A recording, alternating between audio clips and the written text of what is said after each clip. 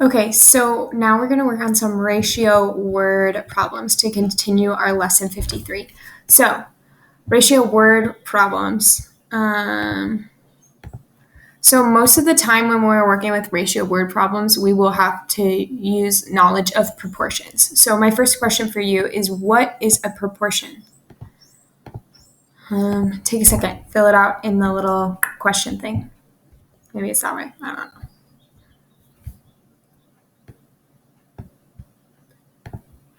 So, a proportion is two ratios that are equal. So if we're going to say there are five chickens to 3 cows, there's a ratio of 5 to 3, but there might be 50 cows actually and 30 chickens actually. So these two are equal. They're two ratios that are equal. So let's just keep in mind what we know about proportions and use that to look at a couple problems. So the ratio of parrots to macaws was 3 to 5. If there are 45 parrots, how many macaws are there? So when we're doing these word problems, we need to stay organized. So I would recommend making a chart every time, just so we're keeping it all clear and concise and stuff like that. Because with when we're working with 4 numbers, it's easy to get them mixed up. So parrots, the ratio of parrots to macaws is 3 to 5. So I know that there is 3 parrots because that's the first number listed and the first word listed in our ratio statement. And then parrots to macaws and 3 to 5. So then I know that there is a 3 to 5 ratio of parrots to macaws. So macaws, the ratio is 5. Okay, so that's a reduced ratio. But it's saying that there's actually 45 parrots. We know that there's actually 45 parrots. How many macaws are there? So we set up this little chart. So I would put what's the first thing we're looking at? What's the second thing we're looking at? What's the ratio that we're given? And then what's our actual count? Okay? So the ratio of parrots to macaws was 3 to 5. If there are 45 parrots, how many macaws are there? So our ratio is 3 to 5. We're saying this is equal to this. So for our little question mark, we're going to substitute in this to be a variable. We're going to make it a variable. So down here, I have 3/5. That's our ratio right here of parrots to macaws. Is the same as our ratio of parrots to macaws, which is 45 to an unknown number. So what we're going to do is we're going to cross multiply, okay, which is really hard to do on a PowerPoint. Actually, let me try to draw. Okay, so we have, 3/5 is equal to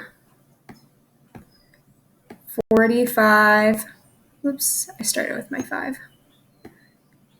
45 over m.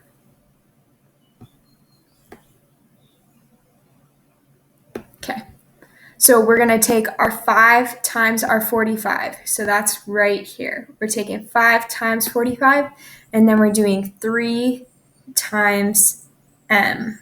Okay, so we have those on either side of our equal sign. So we have 3m times 5 times, or is equal to 5 times 45. So if we multiply out 5 times 45, we get 255. So we have 3m equals 225. So now we're going to divide. We're going to divide out our 3.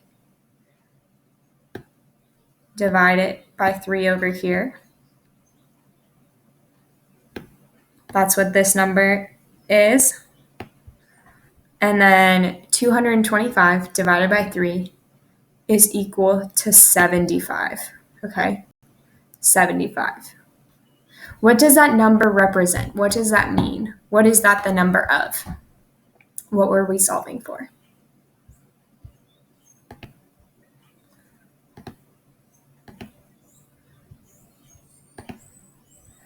So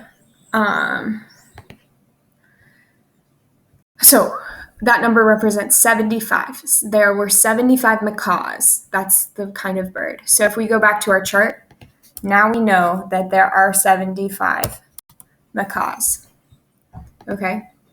So when we're working with these word problems, we need to use units. You need to tell me what we're talking about, what your answer means, what it represents.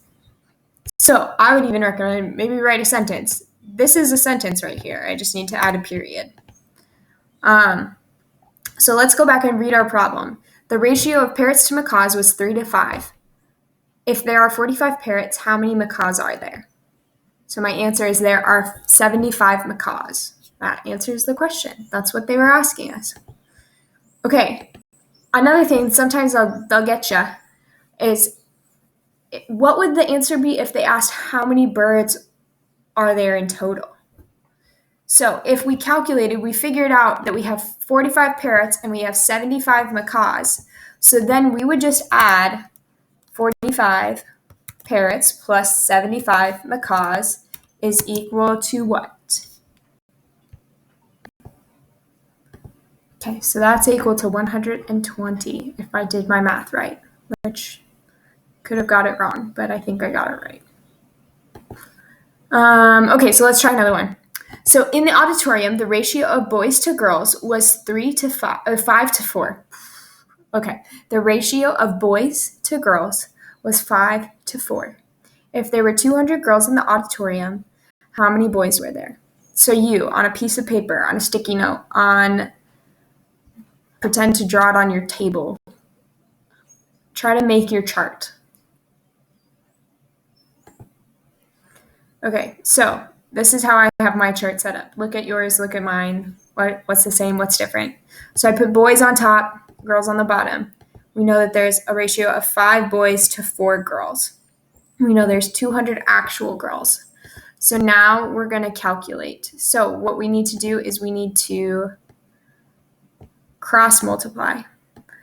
So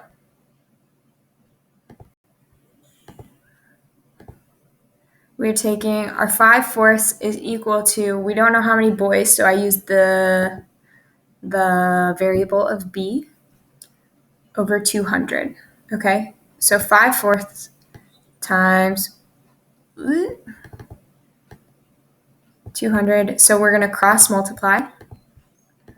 So now we have 4b is equal to 5 times 200. Okay, and if we multiply that out, we get 1,000 is equal to 4b. So now we need to divide 1,000 by 4. And we'll get 250. So there are 250 boys in the auditorium, okay? Does that answer our question? In the auditorium, the ratio of boys to girls was 5 to 4. If there were 200 girls in the auditorium, how many boys were there?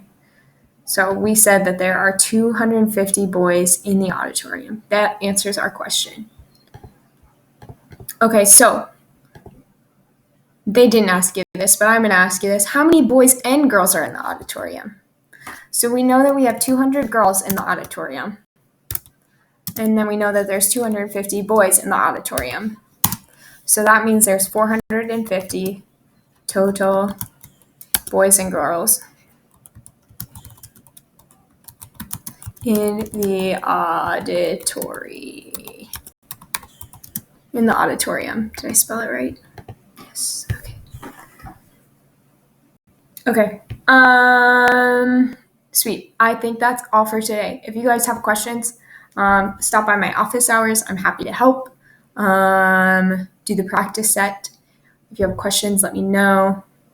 I would love to get those by the end of the day. I think I'm going to have corrections due for those by like the next Friday, if we make some mistakes and stuff like that. But I'd love to take a first look at them before you guys go to break.